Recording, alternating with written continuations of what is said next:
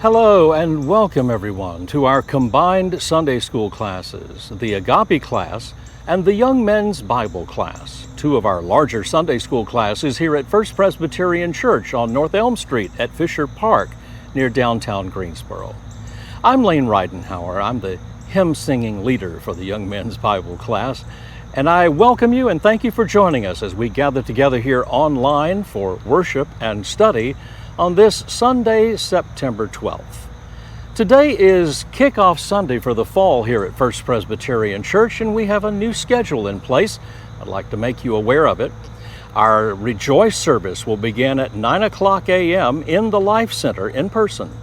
Our Sunday school hour will begin at 10 o'clock a.m., and our sanctuary service will begin at 11 o'clock a.m. Note that new time, 11 o'clock a.m. for the sanctuary service. Our senior pastor, the Reverend Jill Duffield, is beginning a new sermon series today on the fruits of the Spirit. You're welcome to join us here in person at First Presbyterian Church, but you're also welcome to watch us on the live stream again at 11 o'clock a.m. You can find the link for our live stream as well as a link to our church bulletin on our church website, www.fpcgreensboro.org. That's fpcgreensboro.org. Our Sunday school teacher, Professor Sandie Gravett, is back with a new series for Sunday school lessons. It's based on the book of 2 Corinthians.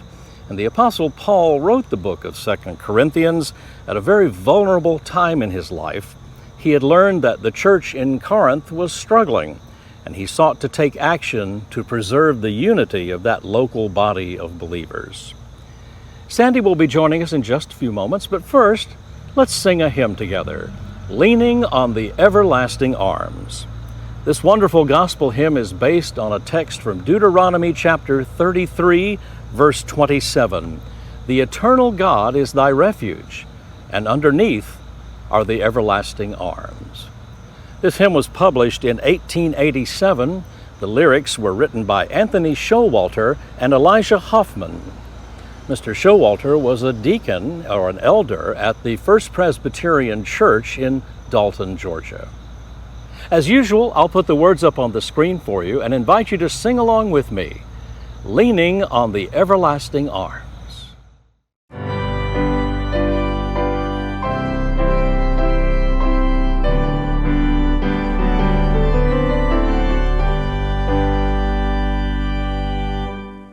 What a fellowship, what a joy divine, leaning on the everlasting arms.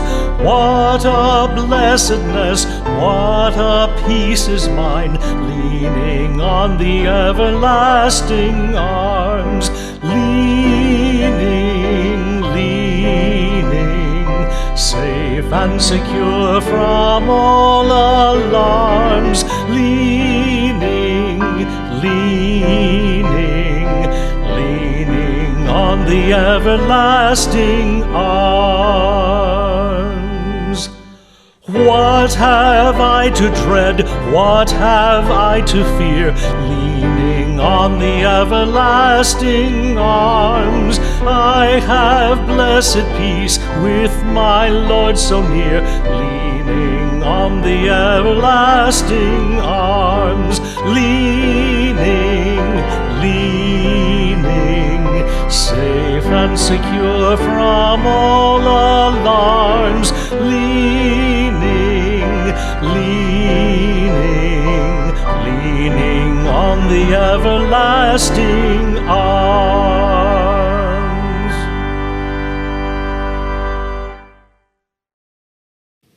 Last week, to begin our series on 2 Corinthians, we started by touring the city of Corinth.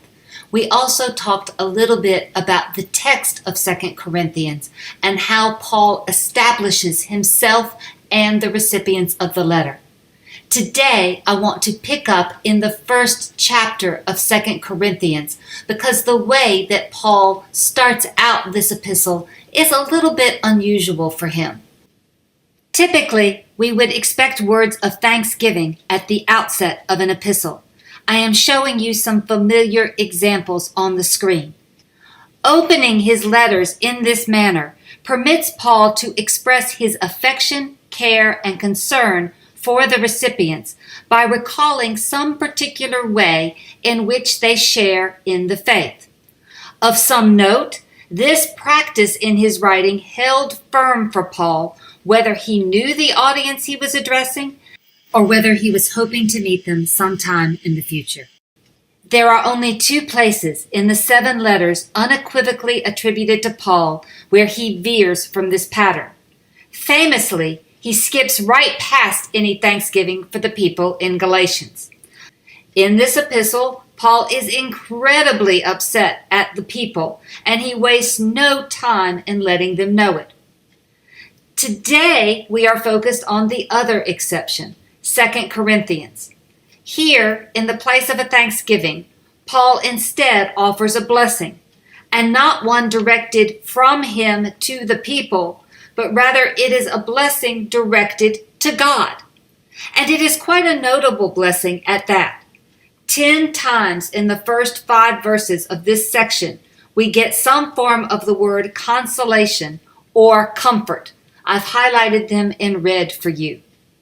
It is a passage worthy of our exploration in any time, but it is also an apt opening or kickoff for our fall together. Why do I say that?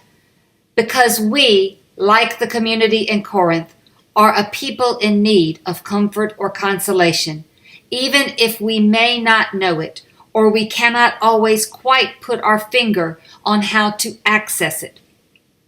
Let me begin by addressing the form of Paul's words before getting to the content.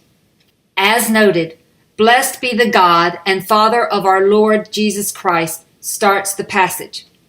To many of our ears, it may sound strange. Does God require a blessing from us? We might certainly anticipate Paul offering praise of God, and we would be a little bit more at ease there. In fact, if you are reading a New International Version translation, that's the word you would see kicking off this passage. Without doubt, for some translators, that kind of doxology or praise is inherent in Paul's words. But blessing is a better rendering. The word used here is an adjective, eulogetos. It's the same term from where we get our word eulogy. And in the New Testament, this word is only used to talk about speech directed toward God. It reflects more of a Jewish tradition, where it is common to speak of God with the language of blessing. Indeed, many Jewish prayers begin, Baruch atah Adonai Eloheinu. Blessed are you, O Lord our God. Jews think about this blessing phraseology a bit differently than we might. It is not that God needs anything. It is not that we offer God or bestow on God something God lacks. Rather, the Talmud teaches, quote, "A blessing is found only in an object that is hidden from the eye." That is, the power of blessings are discovered not in what we can see, but in the reality behind what is visible to us. Thus here, Paul is pointing out something about the nature of God to his hearers. He is telling them that when we have a particular experience, such as having food on our table, or in this case, when we experience mercy or consolation, we need to have our eyes on God as the source of what is before us.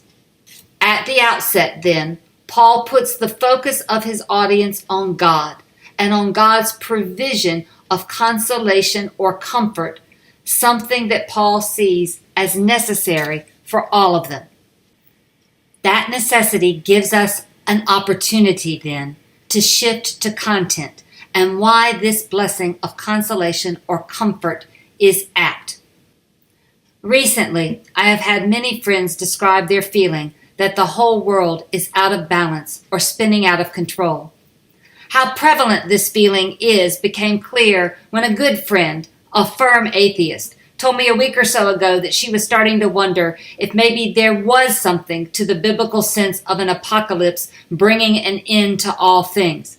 If it was not enough that there is still, after a year and a half, a pandemic going on, one that is causing us all kinds of heartache we could not have imagined at the start of 2020, there was also plenty of other heartache to go around. Who is not moved to despair by the damage we see daily on our televisions from strong storms, most recently on our southern and east coasts, or from the wildfires out west? Who is not horrified by what we have seen for the people of Afghanistan, or by the daily violent toll from guns in our local streets and in our schools? It often feels like too much to bear, much less to process. But we don't only have to go to the news. Many times the difficulties are closer in. Who among us is not personally or does not have someone in our lives trying to navigate through cancer or Parkinson's disease or ALS or MS or some form of dementia or a stroke or heart disease or recovery from a recent fall, or perhaps is caregiving to someone with the same? But it is not always about our health. Who among us is not personally or does not know someone trying to find their way in a marriage that is not working out as once dreamed, or to handle the pressures of addiction, or to figure out what to do when a job is lost and all doors to something new appear closed? And we get that these things can compound. It's bad enough to be struggling to keep your head above water when you think that the lives of most people around you look like a picture postcard. But when we are struggling and the world is haywire, we can feel as if we might not ever get our feet on solid ground, or there is nothing better toward which we can aspire. Paul's words tell us something about how he understands God in such moments, as well as how he understands the way we are to live in communities dealing with such events. He is recognizing, and here I've highlighted in yellow, that people experience tribulation or affliction. The word used here comes from a root that means pressure, and specifically something that is constricted or rubbed together. It describes feeling trapped, hemmed in, and thus seemingly without options. Maybe it is the great line from the Tennessee Williams play, "The Milk Train Doesn't Stop Here Anymore," that captures the feeling best. He said, "We all live in a house on fire, no fire department to call, no way out, just the upstairs window to look out of while the fire burns the house down with us trapped, locked in it." You see, in that play, the upstairs window is too small for any escape. But in a cruel twist, it allows the person to see what appears like life going on as normal outside of the immediate predicament of the burning house. And that twist aptly gets at what Paul is describing here, because it is not just the circumstance we are enduring, it is how it plays out in our awareness. Let me give you an example. For me, one of the enduring horrors of 9/11 was the situation of the people who were trapped above where the planes hit, with nowhere to go. We have many of their 911 calls and recordings of calls they made to their loved ones. They knew they were not going to get out of those buildings. It's the same horror we feel when we think about the storms last week that trapped many unsuspecting folks in their apartments when unanticipated and rapidly rising water suddenly breached the walls and rose up too quickly for escape. But it is not simply what comes upon us suddenly. It's the same horror, is it not, when one gets that difficult diagnosis? Except in this case, the body is somehow that burning house, and there is no way out. But again, I don't want us to imagine that this word conjures up only life or death scenarios. The same kind of despair and hopelessness and fear, the same pressure can happen in other situations as well. Too often, we like to proceed with the expectation that we are due the good moments, the times that bring us joy and laughter and positive tears, while the things that terrify, disturb, or upset us are aberrations. We are like the Bible's Job in this regard, insulated by the privilege and affluence we have enjoyed that allows us to envision our lives unfolding in a positive manner. And when something goes off the rails, we often don't know what to do, where to go, or how to move forward. Paul thus gives us a second word which helps us clarify what he's driving at. He connects afflictions or constrictions to an emotive reaction, pathema.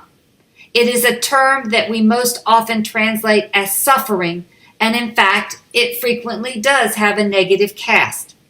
But the word itself is really about the capacity to feel a strong emotion, much like the related term, which is in pink here, pasco. Now, no doubt, our afflictions are things that we can identify as such precisely because of how they make us feel. But here is a question. Does experiencing something that pulls out of us such emotion, even if that emotion is heartache or hurt, necessarily mean that something has gone wrong? Many of us might think so, but Paul is trying to reorient us here. For him, the affliction and the emotive response that goes with it is not altogether a bad thing.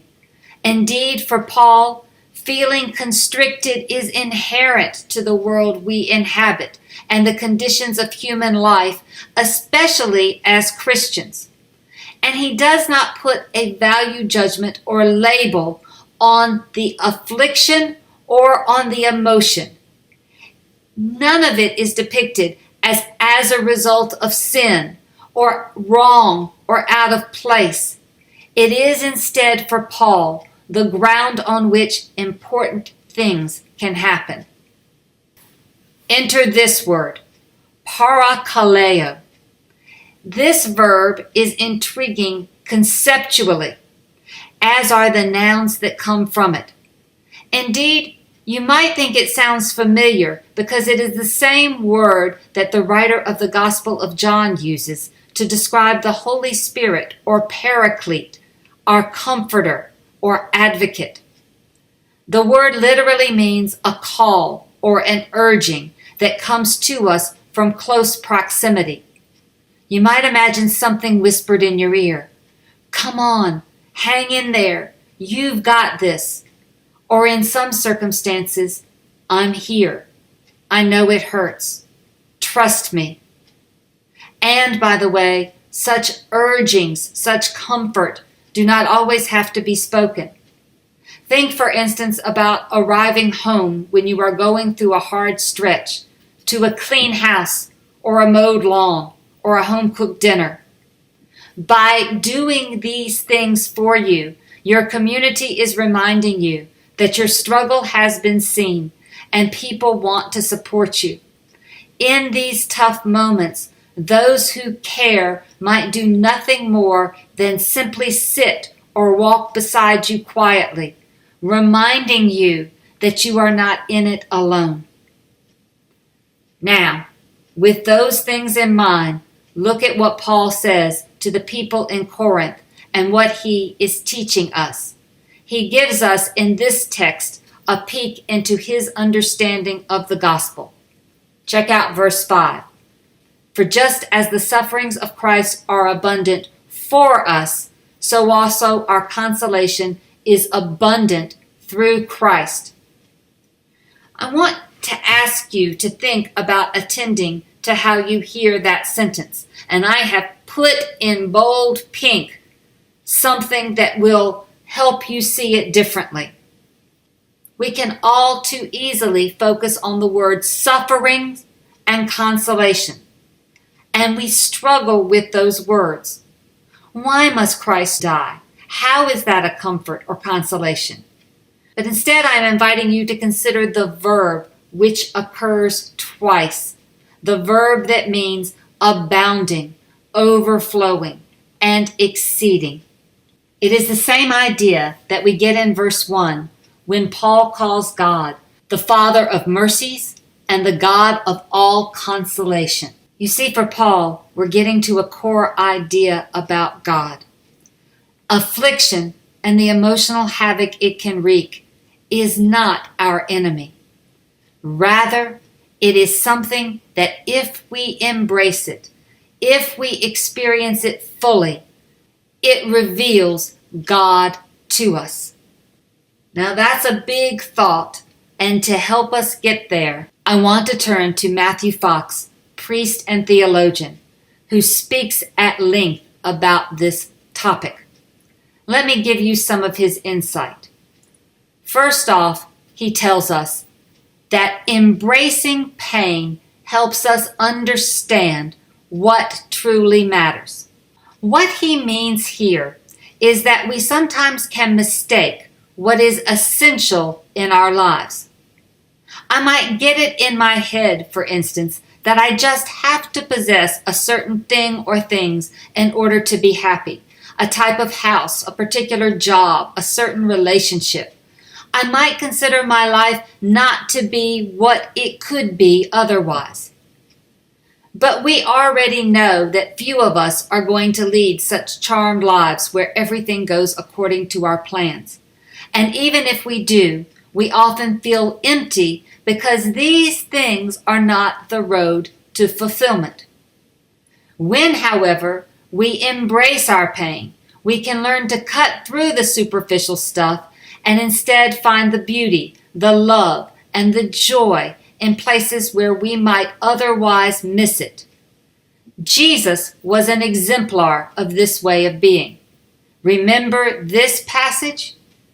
While he did not have a home to call his own, while he traveled about not knowing what might crop up one day to the next, while he did not marry or have children, while he did not even appear to have a solid way to support himself, he still managed to build a way of being in the world that generated love and joy, because it was premised not on trying to strive toward material things or certain relationships. It was not premised on trying to preserve or protect what he already had. Rather, it was open to whatever eventuated, and thus he was able to be fully present where he was. Fox goes on with a second point. He says, embracing pain helps us develop compassion. Well, you might think about, how does that work? What Fox is telling us is that when we know our own pain, when we feel our own emotions, we more readily recognize the same in others, and we build the ability to act appropriately in painful circumstances. I also see Jesus clearly here. How many stories can we tell where he was the one seeing people's pain, and he waited right in there with them in it? I always notice how Jesus resisted the urge we often have to reduce people to who the world typically saw them as: a leper, a woman bleeding, a blind man, or even to how the world labeled and sometimes judged them: tax collector, fisherman, a woman with a bad reputation. Instead, he got the pain of being put into a box, and he thus resisted those labels and offered people what it was that he knew to be important: acceptance, love, and the opportunity to experience healing. He was always giving people the chance to shed whatever it was that caused them pain, whatever label had been affixed, whatever cards that had been dealt. But he did so not always by curing them, as we too often might think, but rather by offering people the capacity to see themselves as whole. Which brings us to Fox's third point. He says embracing pain can energize us to act with others, to do the work that eradicates certain kinds of structures in our world that generate pain. To explain, Fox offers this thought, and to my mind, he is right on target. He says, all social movements and organizations were born of pain. That is, when people determine that something is out of kilter and that something needs to change, it is because not to act has become unbearable. Paul is right there at this point in the letter. Check out this line. If we are being afflicted, he says, it is for your consolation and salvation. If we are being consoled, it is for your consolation, which you experience when you patiently endure the same sufferings that we are also suffering. He was telling them that living in Christian community was giving them all the opportunity to demonstrate something about who God was as a comforter, as a consoler, and what God wanted from us, for us to be able to enter into suffering and to work together to create an alternative. In short, we embrace our afflictions not to hold on to them, but to be enabled to let them go. We realize that such action may well take us into some fearsome darknesses, but we also go knowing that we do not go there alone. In fact, Paul is saying in those darknesses we find one another, and in one another we are not only the body of Christ, but we are a body discovering something of God we could never have previously imagined. Paul wants this community to know that they have faced some circumstances that have pushed them beyond what they thought they could endure. But in those moments they learned that in what looked like a dead end, there was still, in that darkness, God. And there they discovered options for hope. That is what Paul calls them towards, the ability to realize how suffering and consolation are the ground where God is most fully revealed to us. It is hard not to remember in this context Viktor Frankl's words about the death camps where he spent too many days during the Holocaust. He said, "We who lived in concentration camps can remember the men who walked through the huts, comforting others, giving away their last piece of bread. They may have been few in number, but they offer sufficient proof that everything can be taken from a person but one thing, the last of the human freedoms, to choose one's attitude in any given set of circumstances, to choose one's own way." It is exactly what Paul is talking about, the freedom of God to enter into our pain and to comfort and console us by choosing to suffer with us. It is exactly what Jesus lived and exactly how Jesus died. And it is who we are called to be. The fire may be raging all around us, but we are asked to remember that dramatic rescue is not the only way out.